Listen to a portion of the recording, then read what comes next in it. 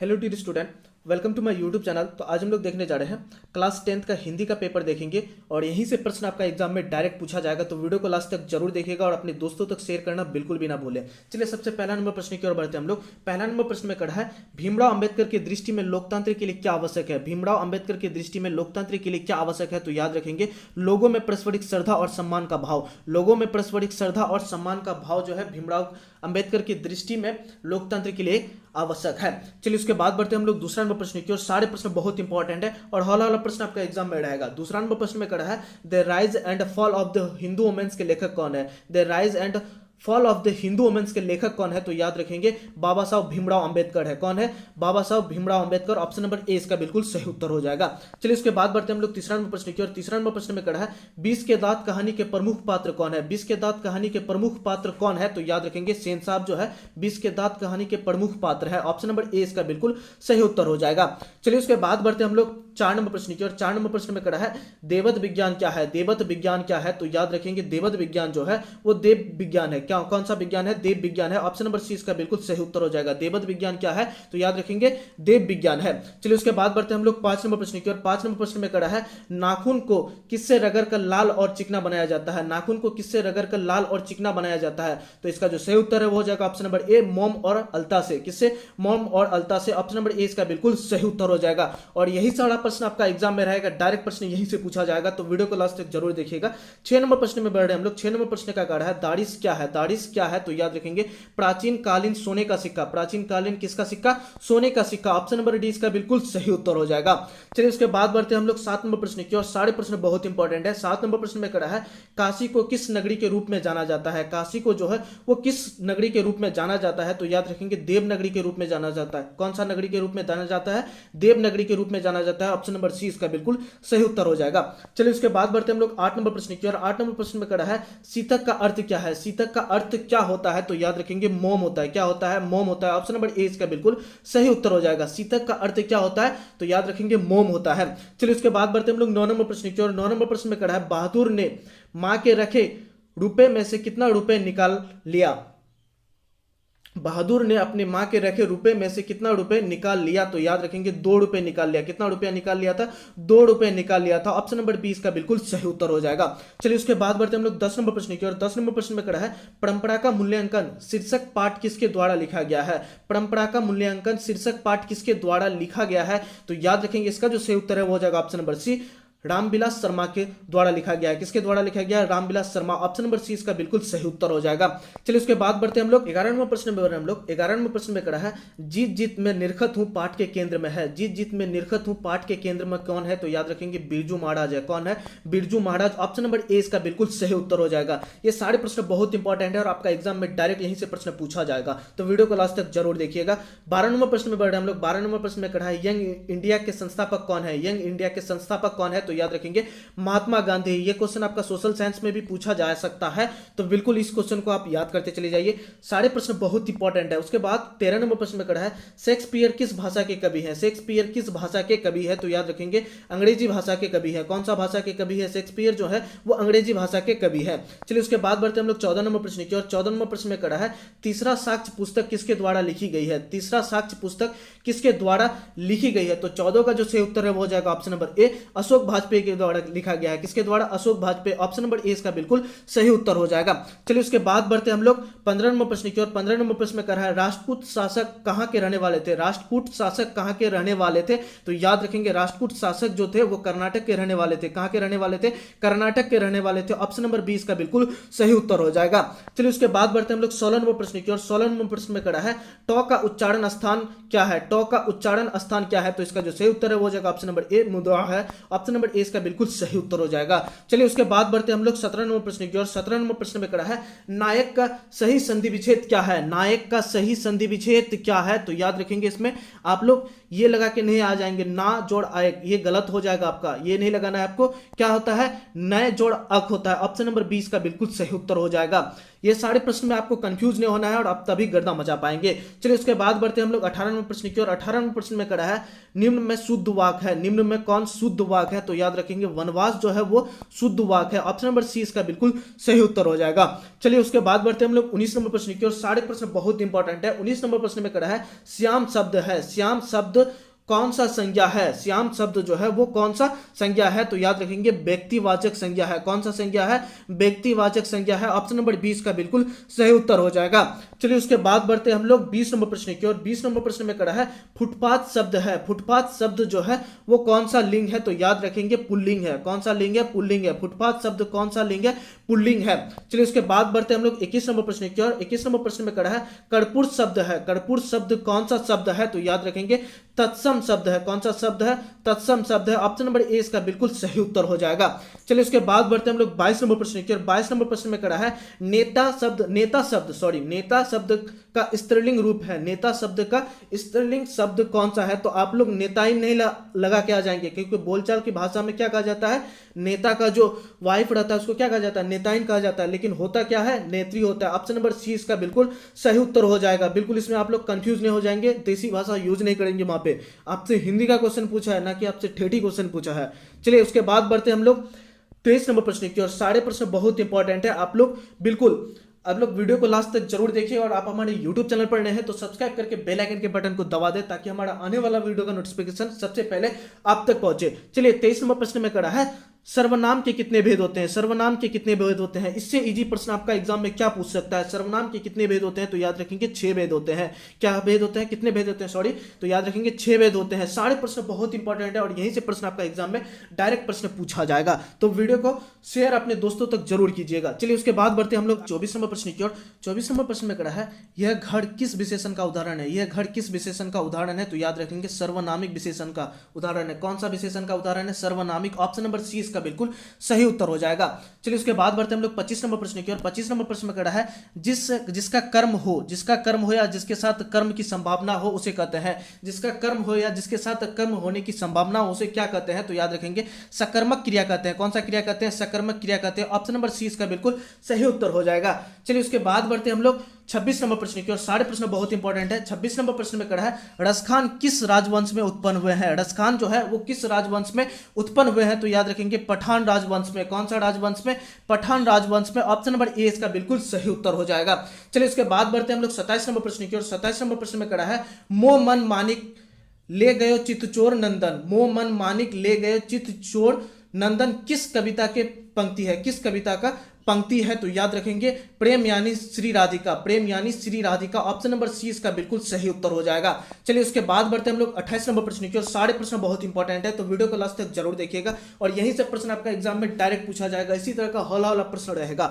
28 number प्रश्न में कड़ा है कुंवर नारायण की कविता है। कुंवर नारायण का कविता कौन सा है? तो याद रखेंगे एक वृक्ष की हत्या। ऑप्शन नंबर 20 का बिल्कुल सही उत्तर हो जाएगा। इसी तरह का तो हौला हौला प्रश्न आपका एग्जाम में रहेगा। चलिए 29 नंबर प्रश्न की ओर बढ़ रहे हम लोग। 29 नंबर प्रश्न में कड़ा है प्रेम घन अपना आदर्श किसे मानते थे? प्रेम घन जो है अपना आदर्श किसे मानते थे? तो याद रखेंगे हरिश्चंद्र को मानते थे। किसे मानते थे? हरिश्चंद्र। ऑप्शन नंबर ए इसका बिल्कुल सही उत्तर हो जाएगा। चलिए उसके बाद बढ़ते हम लोग 30 नंबर प्रश्न की ओर। 30 नंबर प्रश्न में कड़ा है लौट कर आऊंगा फिर कविता किसके द्वारा अनुवादित है? लौट कर आऊंगा फिर कविता किस कवि के द्वारा अनुवादित है? तो याद रखेंगे प्रयाग शुल्क के द्वारा। किसके द्वारा? प्रयाग शुल्क के द्वारा। ऑप्शन नंबर 20 का बिल्कुल सही उत्तर हो जाएगा। चलिए इसके बाद बढ़ते हम लोग 31 नंबर प्रश्न की ओर। इसी तरह का हौला हौला प्रश्न आपका एग्जाम में रहेगा। 31 नंबर प्रश्न में कड़ा है जीवानंद दास किस भाषा के प्रसिद्ध कवि है? जीवानंद दास जो है वो किस भाषा के प्रसिद्ध कवि है? तो याद रखेंगे बांग्ला भाषा के। कौन सा भाषा के? बांग्ला भाषा। ऑप्शन नंबर 20 का बिल्कुल सही उत्तर हो जाएगा। चलिए उसके बाद बढ़ते हम लोग 32 नंबर प्रश्न की ओर। 32 नंबर प्रश्न में कड़ा है आंगन के पार द्वार किस कवि की रचना है? आंगन के पार द्वार किस कवि की रचना है? तो याद रखेंगे आंगन के पार द्वार जो है वो किसका रचना है? सचिनानंद हीरानंद वत्स्य अयग का। इसको हम लोग शॉर्ट में क्या कहते हैं? अयग भी कहते हैं। ऑप्शन नंबर सी इसका बिल्कुल सही उत्तर हो जाएगा। चलिए इसके बाद बढ़ते हम लोग 33 नंबर प्रश्न की ओर। 33 नंबर प्रश्न में कड़ा है मानव का रचा सूरज मानव को भाप बनाकर सोख गया। मानव का रचा सूरज मानव को भाप बनाकर सोख गया। यह पंक्ति किस कविता की है? यह पंक्ति किस कविता की है? तो याद रखेंगे हिरोशिमा कविता का है ये पंक्ति। ऑप्शन नंबर ए इसका बिल्कुल सही उत्तर हो जाएगा। चलिए उसके बाद बढ़ते हैं हम लोग 34 नंबर प्रश्न की ओर। 34 नंबर प्रश्न में कड़ा है जनतंत्र का जन्म कविता के रचनाकार कौन है? जनतंत्र का जन्म कविता के रचनाकार कौन है? तो याद रखेंगे रामधारी सिंह दिनकर है। कौन है? Ramdhari Singh Dinkar. Option number C इसका बिल्कुल सही उत्तर हो जाएगा। चलिए उसके बाद बढ़ते हैं हम लोग 35 नंबर प्रश्न की ओर। 35 नंबर प्रश्न में कड़ा है कबीर रसखान के द्वारा कृष्ण भक्ति संबंधी रचनाएं प्राप्त होती है। कबीर रसखान के द्वारा कृष्ण भक्ति संबंधित रचनाएं प्राप्त किसमें होती है? तो याद रखेंगे प्रेम वाटिका में। ऑप्शन नंबर बी इसका बिल्कुल सही उत्तर हो जाएगा। इसी तरह का होला प्रश्न आपका एग्जाम में डायरेक्ट पूछेगा और आप लोग को गर्दा मचा के आना है। चलिए उसके बाद बढ़ते हैं हम लोग 36 नंबर प्रश्न की ओर। 36 नंबर प्रश्न में कड़ा है चिदंबरम किसके द्वारा लिखी गई है? चिदंबरम जो है वो किसके द्वारा लिखी गई है? तो इसका जो सही उत्तर है वो हो जाएगा ऑप्शन नंबर ए सुमित्रा नंदन पंत के द्वारा। किसके द्वारा? सुमित्रा नंदन पंत। ऑप्शन नंबर ए इसका बिल्कुल सही उत्तर हो जाएगा। चलिए उसके बाद बढ़ते हैं हम लोग 37 नंबर प्रश्न की ओर। 37 नंबर प्रश्न में कड़ा है गुणाकर मूल्य का जन्म कब हुआ था? गुणाकर मूल्य का जन्म कब हुआ था? तो याद रखेंगे 1936 ईस्वी में 1935 ईस्वी में हुआ था। कब हुआ था? 1935 ईस्वी में। ऑप्शन नंबर सी इसका बिल्कुल सही उत्तर हो जाएगा।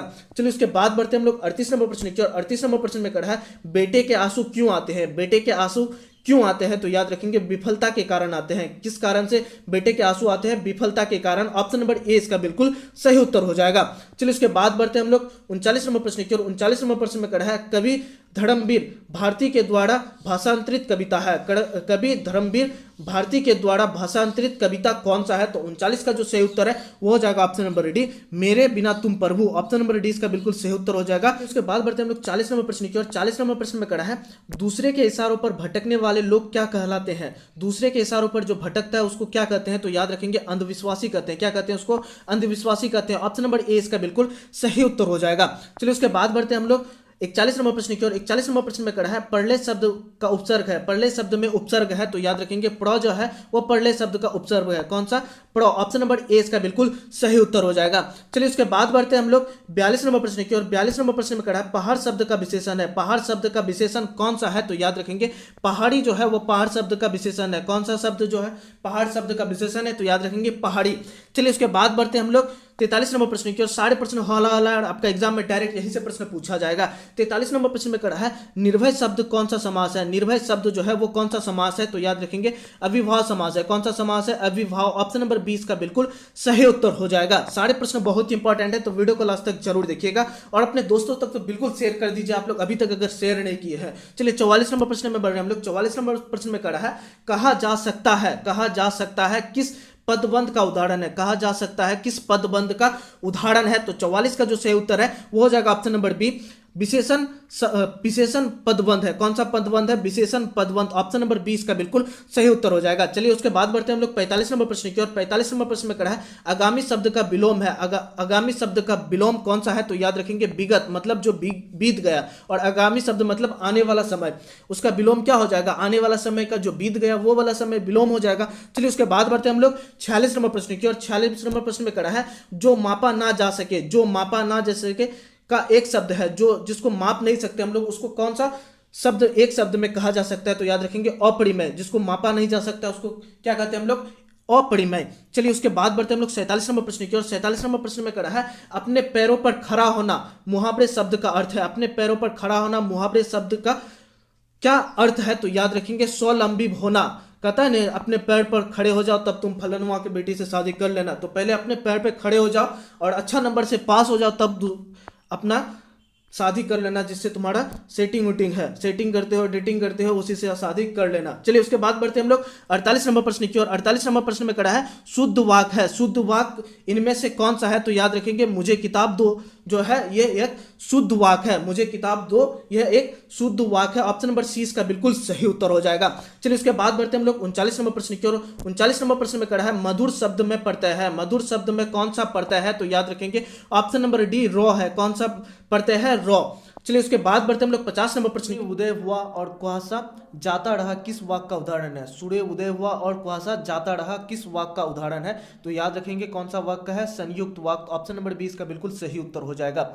चलिए उसके बाद बढ़ते हैं हम लोग आगे के प्रश्नों को देखते हैं। 51 नंबर प्रश्न में कड़ा है रंगप्पा किस किस्म का आदमी था? रंगप्पा जो था वो किस किस्म का किस तरह का आदमी था? तो याद रखेंगे जुआरी था। कैसा था? जुआरी था। रंगप्पा जो है वो जुआरी था। आप लोग का भी गाँव में बहुत सारे जुआरी होंगे, बदमाश होंगे, तो आप लोग लेकिन बहुत अच्छे स्टूडेंट हैं, हमको भी पता है, और अगर अच्छे स्टूडेंट है तो फटाफट कमेंट पर अपना नाम बताइए। 52 नंबर प्रश्न की ओर 52 नंबर प्रश्न में कड़ा है, मगमा ने बेहा में बहू को क्या दिया। मगमा ने बेहा में बहू को क्या क्या दिया था। कर्णफूल भी दिया था, कड़े भी दिया था, झुमकी भी दिया था। तो इसका जो सही उत्तर हो जाएगा वो हो जाएगा ऑप्शन नंबर डी, इनमें से सभी चीज दिया था, इनमें से सभी चीज दिया था मगमा ने। चलिए उसके बाद बढ़ते हैं हम लोग 53 नंबर प्रश्न की ओर। 53 नंबर प्रश्न में कड़ा है, दहते विश्वास कहानी में राजेंद्र मिश्रा क्या है। दहते विश्वास कहानी में राजेंद्र मिश्रा क्या है, तो याद रखेंगे संपादक है। क्या है, संपादक है। ऑप्शन नंबर ए इसका बिल्कुल सही उत्तर हो जाएगा। और इसी तरह का हौला हौला प्रश्न आपका एग्जाम में रहेगा, आपको गर्दा मचाना है बिल्कुल। चलिए 54 नंबर प्रश्न में बढ़ते हैं हम लोग। 54 नंबर प्रश्न में कड़ा है, सीता का कौन सा लड़का हमेशा चुप रहता था। सीता का जो कौन सा लड़का है वो हमेशा चुप रहता था, तो याद रखेंगे बिज्जू जो है वो हमेशा चुप रहता था। ऑप्शन नंबर सी इसका बिल्कुल सही उत्तर हो जाएगा। सीता का कौन सा लड़का हमेशा चुप रहता था, तो याद रखेंगे बिज्जू। चलिए उसके बाद बढ़ते हैं हम लोग 55 नंबर प्रश्न की ओर। 55 नंबर प्रश्न में कड़ा है, किसकी पत्नी ने दाल का हलवा बनाया था। किसकी पत्नी ने दाल का हलवा बनाया था, तो याद रखेंगे कैलाश की पत्नी ने। कैलाश की पत्नी ने दाल का हलवा बनाई थी। चलिए उसके बाद बढ़ते हैं हम लोग 56 नंबर प्रश्न की ओर। सारे प्रश्न बहुत इंपॉर्टेंट है और यहीं से प्रश्न आपका एग्जाम में डायरेक्ट पूछेगा। 56 नंबर प्रश्न में कड़ा है, नगर कहानी के अनुसार पहले दिन पापेती को क्या हुआ था। नगर कहानी के अनुसार पहले दिन पापेती को क्या हुआ था, तो याद रखेंगे बुखार हुआ था। क्या हुआ था, बुखार हुआ था। ऑप्शन नंबर डी इसका बिल्कुल सही उत्तर हो जाएगा। चलिए उसके बाद बढ़ते हम लोग 57 नंबर प्रश्न की ओर। 57 नंबर प्रश्न में कड़ा है, बिज्जू की पत्नी का क्या नाम था। बिज्जू की पत्नी का क्या नाम था, तो याद रखेंगे पुष्पा था। क्या नाम था, पुष्पा। ऑप्शन नंबर ए इसका बिल्कुल सही उत्तर हो जाएगा। बिज्जू की पत्नी का नाम क्या था, पुष्पा था। चलिए उसके बाद बढ़ते हम लोग 58 नंबर प्रश्न की ओर। 58 नंबर प्रश्न में कहा है, वल्ली अम्माल क्या नहीं जानती थी। वल्ली अम्माल जो है वो क्या नहीं जानती थी, तो याद रखेंगे पढ़ना नहीं जानती थी। क्या नहीं जानती थी, पढ़ना नहीं जानती थी। ऑप्शन नंबर ए इसका बिल्कुल सही उत्तर हो जाएगा। और इसी तरह का प्रश्न आपका एग्जाम में रहेगा, हौला हौला आपको गर्दा मचाना है। चलिए 59 नंबर प्रश्न की ओर बढ़ते हैं। 59 नंबर प्रश्न में कहा है, लक्ष्मी के ससुर किस बांध में काम करते समय पत्थर से दबकर शहीद हो गए थे। लक्ष्मी के ससुर किस बांध में काम करते समय पत्थर से दबकर शहीद हो गए थे, तो याद रखेंगे हीराकुंड का बांध। किसका कौन सा बांध, हीराकुंड का बांध। ऑप्शन नंबर डी इसका बिल्कुल सही उत्तर हो जाएगा। चलिए इसके बाद बढ़ते हैं हम लोग 60 नंबर प्रश्न की ओर। 60 नंबर प्रश्न में कड़ा है, मंगू की मां अस्पताल को किसकी उपमा देती है। मंगू की मां जो है वो अस्पताल को किसकी उपमा देती है, तो याद रखेंगे गौशाला का उपमा देती है। कौन, किसका, गौशाला। ऑप्शन नंबर ए इसका बिल्कुल सही उत्तर हो जाएगा। चलिए उसके बाद बढ़ते हम लोग 61 नंबर प्रश्न की ओर। 61 नंबर प्रश्न में कड़ा है, जाति पांति तोड़ मंडल, जाति पांति तोड़क मंडल का वार्षिक सम्मेलन कब हुआ था। जाति पांति तोड़क मंडल का वार्षिक सम्मेलन कब हुआ था, तो 61 का जो सही उत्तर है वो हो जाएगा ऑप्शन नंबर ए, 1936 ईस्वी में। कब हुआ था, 1936 ईस्वी में। ऑप्शन नंबर ए इसका बिल्कुल सही उत्तर हो जाएगा। चलिए उसके बाद बढ़ते हैं हम लोग 62 नंबर प्रश्न की ओर। 62 नंबर प्रश्न में कड़ा है, विष के दांत कहानी में खोखा किन मामलों में अपवाद था। विष के दांत कहानी में खोखा किन मामलों में अपवाद था, तो याद रखेंगे नियमों को मानने में। ऑप्शन नंबर 20 का बिल्कुल सही उत्तर हो जाएगा। वो घर के नियमों को वो मानता नहीं था और उनका जो घर में छूट मिला था जिसके कारण से वो इस तरह का बिगड़ गया था। चलिए उसके बाद बढ़ते हैं हम लोग 63 नंबर प्रश्न की ओर।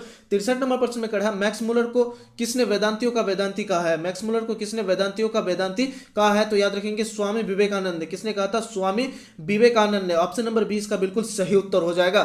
चलिए उसके बाद बढ़ते हैं हम लोग 64 नंबर प्रश्न की ओर। सारे प्रश्न बहुत इंपॉर्टेंट है, यहीं से प्रश्न आपका एग्जाम में डायरेक्ट पूछेगा। चलिए 64 नंबर प्रश्न में कहा है, हेकेल थे। हेकेल क्या थे, तो याद रखेंगे हेकेल जो थे वो जंतु वैज्ञानिक थे। क्या थे, जंतु वैज्ञानिक। ऑप्शन नंबर 20 का बिल्कुल सही उत्तर हो जाएगा। हेकेल कौन थे, जंतु वैज्ञानिक थे। चलिए उसके बाद बढ़ते हैं हम लोग 65 नंबर प्रश्न की ओर। 65 नंबर प्रश्न में कहा है, नाखून क्यों बढ़ते हैं, यह प्रश्न लेखक से किसने पूछा, तो 65 का जो सही उत्तर है वो हो जाएगा ऑप्शन नंबर ए, लेखक की छोटी लड़की ने। किसने पूछा, लेखक की छोटी लड़की ने। ऑप्शन नंबर ए इसका बिल्कुल सही उत्तर हो जाएगा। चलिए उसके बाद बढ़ते हैं हम लोग 66 नंबर प्रश्न की ओर। 66 नंबर प्रश्न में कहा है, कलिंग लिपि भारत के किस प्रदेश की लिपि है। कलिंग लिपि भारत के किस प्रदेश की लिपि है, तो याद रखेंगे उड़ीसा प्रदेश के। कौन सा राज्य का, उड़ीसा राज्य का। ऑप्शन नंबर 20 का बिल्कुल सही उत्तर हो जाएगा। चलिए उसके बाद बढ़ते हैं हम लोग 67 नंबर प्रश्न की ओर। 67 नंबर प्रश्न में कहा है, लेखक के रिश्तेदार ने बहादुर पर क्या आरोप लगाया। लेखक के रिश्तेदार ने बहादुर पर क्या आरोप लगाए थे, तो याद रखेंगे पैसे चुराने का आरोप लगाया था। कौन सा आरोप लगाया था, पैसे चुराने। ऑप्शन नंबर डी इसका बिल्कुल सही उत्तर हो जाएगा। चलिए उसके बाद बढ़ते हैं हम लोग 68 नंबर प्रश्न की ओर। 68 नंबर प्रश्न में कहा है, एक वृक्ष की हत्या शीर्षक कविता में वृक्ष को कवि ने किस रूप में प्रस्तुत किया है। एक वृक्ष की हत्या जो है शीर्षक कविता में वृक्ष को किस रूप में प्रस्तुत किया है, तो याद रखेंगे मानव के रूप में। किसके रूप में, मानव के रूप में। ऑप्शन नंबर ए इसका बिल्कुल सही उत्तर हो जाएगा। चलिए उसके बाद बढ़ते हैं हम लोग 69 नंबर प्रश्न की ओर। 69 नंबर प्रश्न में कहा है, रेनर मारिया रिल्के के पिता का नाम क्या था। रेनर मारिया रिल्के का पिता का नाम क्या था, तो याद रखेंगे जोसेफ रिल्के था। क्या था, Joseph Rilke. Option number C इसका बिल्कुल सही उत्तर हो जाएगा। चलिए उसके बाद बढ़ते हैं हम लोग 70 नंबर प्रश्न की ओर। 70 नंबर प्रश्न में कड़ा है कवि जीवानंद दास किस भाषा के कवि हैं? कवि जीवानंद दास जो है वो किस भाषा के कवि है? तो याद रखेंगे बांग्ला भाषा के। कौन सा भाषा का? बांग्ला भाषा। ऑप्शन नंबर 20 का बिल्कुल सही उत्तर हो जाएगा। और इसी तरह का प्रश्न आपका एग्जाम में रहेगा, आपको गर्दा मचाना है, बिल्कुल एक भी क्वेश्चन आप लोग छोड़ के नहीं आएंगे। चलिए 71 नंबर प्रश्न में बढ़ते हैं हम लोग। 71 नंबर प्रश्न में कड़ा है मेरी नींद के दौरान कुछ इंच पैर बढ़ गए। मेरी नींद के दौरान कुछ इंच पैर बढ़ गए, यह पंक्ति किस कविता से है? तो इसको आप पढ़ने के बाद गलती से भी वृक्ष की हत्या नहीं लगा देना। ये जो पंक्ति है वो किससे लिया गया है? हमारी नींद से। ऑप्शन नंबर 20 का बिल्कुल सही उत्तर होगा, इसमें कंफ्यूज नहीं होना। ऑप्शन नंबर सी पे गलती से भी आप लोग ये चीज नहीं लगाएंगे। चलिए उसके बाद बढ़ते हैं हम लोग 72 नंबर प्रश्न की ओर। 72 नंबर प्रश्न में कड़ा है छोड़ा हुआ रास्ता कहानी संग्रह किसकी रचना है? छोड़ा हुआ रास्ता कहानी संग्रह किसकी रचना है? तो 72 का जो सही उत्तर है वो हो जाएगा ऑप्शन नंबर सी, सचिनानंद हरिनानंद वत्स्य अय्यर। और इसको शॉर्ट में हम लोग क्या कहते हैं? अय्यर भी कहते हैं। तो ऑप्शन नंबर सी इसका बिल्कुल सही उत्तर हो जाएगा। चलिए उसके बाद बढ़ते हैं हम लोग 73 नंबर प्रश्न की ओर। 73 नंबर प्रश्न में कड़ा है हिरोशिमा। हिरोशिमा शीर्षक कविता में सूरज कहाँ निकलता है? हिरोशिमा शीर्षक कविता में सूरज जो है कहाँ पे निकलता है? तो याद रखेंगे नगर के चौक पर निकलता है। किस पे? नगर के चौक पर निकलता है। चलिए उसके बाद बढ़ते हैं हम लोग 74 नंबर प्रश्न की ओर। 74 नंबर प्रश्न में कड़ा है कवि प्रेमघन किस काव्य में ग्रामीण जीवन का यथार्थवादी चित्रण क्या है? कवि प्रेमघन किस काव्य में ग्रामीण जीवन का यथार्थवादी चित्रण क्या है? तो इसका जो 74 का जो सही उत्तर है वो हो जाएगा ऑप्शन नंबर सी, जर्ण जनपात का। किसमें? जर्ण जनपात में इसके बारे में वो चरित्र चित्रण क्या है। चलिए उसके बाद बढ़ते हैं हम लोग 75 नंबर प्रश्न की ओर। 75 नंबर प्रश्न में कर रहा है ढ का उच्चारण स्थान क्या है? ढ का उच्चारण स्थान क्या है? तो याद रखेंगे मुद्रा। ऑप्शन नंबर सी इसका बिल्कुल सही हो जाएगा। चलिए उसके बाद बढ़ते हैं हम लोग 76 नंबर प्रश्न की ओर। 76 नंबर प्रश्न में कड़ा है यशोदा शब्द का संधि विच्छेद है। यशोदा शब्द का संधि विच्छेद क्या है? तो याद रखेंगे यशोदा शब्द का जो संधि विच्छेद होता है वो होता है यस जोड़ दा। ऑप्शन नंबर 20 का बिल्कुल सही उत्तर हो जाएगा। चलिए उसके बाद बढ़ते हैं हम लोग आगे के प्रश्नों को देखते हैं। 77 नंबर प्रश्न में कड़ा है पुस्तक शब्द कौन सा संज्ञा है? पुस्तक शब्द जो है वो कौन सा संज्ञा है? तो याद रखेंगे पुस्तक कोई विशेष पुस्तक का नाम ले लिया है तो याद रखेंगे जातिवाचक संज्ञा हो जाएगा। कौन सा वाचक संज्ञा होगा? जातिवाचक संज्ञा हो जाएगा। ऑप्शन नंबर ए इसका बिल्कुल सही उत्तर हो जाएगा। चलिए उसके बाद बढ़ते हैं हम लोग 78 नंबर प्रश्न की ओर। 78 नंबर प्रश्न में कड़ा है दया शब्द है। दया शब्द कौन सा लिंग है? स्त्रीलिंग है, पुल्लिंग है या उभय लिंग है या इनमें से कोई नहीं? तो इसका जो सही उत्तर है वो हो जाएगा क्या हो जाएगा? दया शब्द जो है वो स्त्रीलिंग है। ऑप्शन नंबर ए इसका बिल्कुल सही उत्तर हो जाएगा। क्या हो जाएगा? स्त्रीलिंग होता है।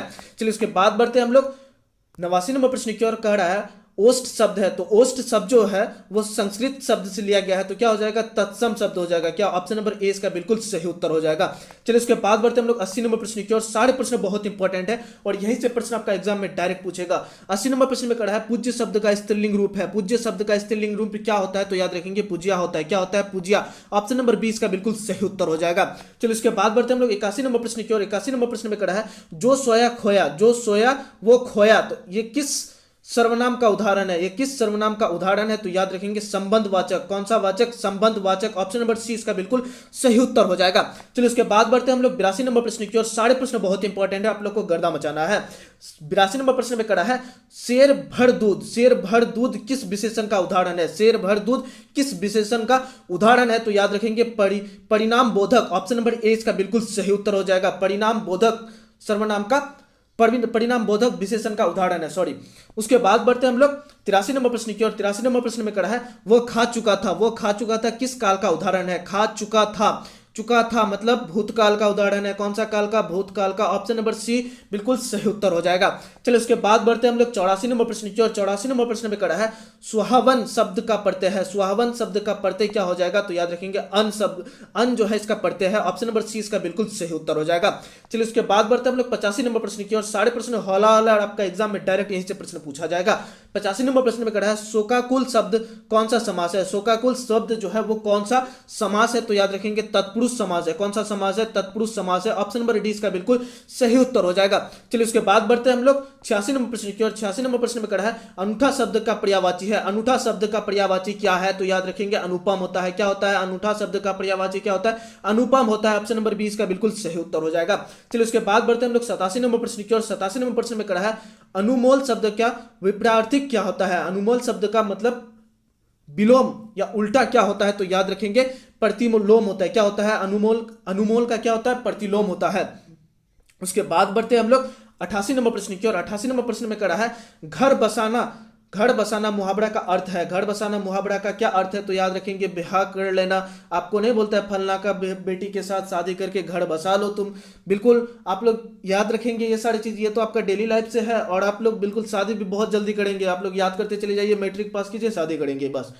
उसके बाद बढ़ते हैं, मतलब आगे की प्रश्न की देखते हैं। आगे की प्रश्न में कड़ा है प्रोक्त शब्द कौन सा समास है? तो इसका आप कमेंट पर जरूर बताइएगा, ताकि देखें कौन कौन सा बच्चा वीडियो को लास्ट तक देखे हैं। 90 नंबर प्रश्न की ओर बढ़ रहे हैं हम लोग। 90 नंबर प्रश्न में कड़ा है एक पंक्त दो काज लोकांति का अर्थ क्या है? एक पंक्त दो काज लोकांति का क्या अर्थ है? तो एक काम के साथ दूसरे काम का हो जाना। एक काम के साथ दूसरे काम का हो जाना। ऑप्शन नंबर सी इसका बिल्कुल सही उत्तर है। चलिए उसके बाद बढ़ते हैं हम लोग 91 नंबर प्रश्न की ओर। 91 नंबर प्रश्न में कड़ा है वह जा रहा है किस काल का उदाहरण है? वह जा रहा है किस काल का उदाहरण है? जा रहा लगा हुआ है तो कौन सा काल हो जाएगा? वर्तमान काल। वर्तमान काल में जा रहा है लगा हुआ है तो वर्तमान काल। चलिए उसके बाद बढ़ते हैं हम लोग 92 नंबर प्रश्न की ओर। 92 नंबर प्रश्न में कड़ा है नयन शब्द का संधि विच्छेद है। नयन शब्द का संधि विच्छेद क्या हो जाएगा? तो याद रखेंगे नय जोड़ अयन। ऑप्शन नंबर सी इसका बिल्कुल सही उत्तर हो जाएगा। चलिए उसके बाद बढ़ते हैं हम लोग 93 नंबर प्रश्न की ओर। सारे प्रश्न बिल्कुल इसी तरह का रहेगा, हौला वाला प्रश्न रहेगा, आपको गर्दा मचाना है। 93 नंबर प्रश्न में कड़ा है परिणय शब्द का उपसर्ग है। परिणय शब्द में कौन सा उपसर्ग है? तो याद रखेंगे परि जो है इसमें उपसर्ग लगा हुआ है। ऑप्शन नंबर सी इसका बिल्कुल सही उत्तर हो जाएगा। चलिए उसके बाद बढ़ते हैं हम लोग 94 नंबर प्रश्न की ओर। 94 नंबर प्रश्न में कड़ा है अपमान शब्द का विलोम है। अपमान शब्द का विलोम या विपरीत क्या होता है? तो याद रखेंगे सम्मान होता है। ऑप्शन नंबर बी इसका बिल्कुल सही उत्तर हो जाएगा। इससे हौला प्रश्न आपका एग्जाम में क्या पूछेगा। और चलिए उसके बाद बढ़ते हैं हम लोग 95 नंबर प्रश्न की ओर। 95 नंबर प्रश्न में कड़ा है सावर दैया किस पाठ के कथाकार है? सावर दैया किस पाठ के कथाकार है? तो 95 का जो सही उत्तर है वो हो जाएगा ऑप्शन नंबर ए धरती कब तक घूमेगी। धरती कब तक घूमेगी। ऑप्शन नंबर ए इसका बिल्कुल सही उत्तर हो जाएगा। चलिए उसके बाद बढ़ते हैं हम लोग 96 नंबर प्रश्न की ओर। 96 नंबर प्रश्न में कड़ा है शहरों में रोज दही देना और महीने के बाद पैसे लेने को कहते हैं। शहरों में रोज दही देना और महीने के बाद पैसे को लेना क्या कहलाता है? तो याद रखेंगे बाड़ी कहलाता है। क्या कहलाता है? बाड़ी। ऑप्शन नंबर सी इसका बिल्कुल सही उत्तर हो जाएगा। चलिए उसके बाद बढ़ते हैं हम लोग आगे के प्रश्नों को देखते हैं। कह रहा है लक्ष्मी को कितने लड़कियां थी? लड़कियां नहीं होगा यहाँ पे, लड़के थे। तो कितने लड़के थे? 4 लड़के थे। ऑप्शन नंबर 20 का बिल्कुल सही उत्तर होगा। कितने लड़के थे?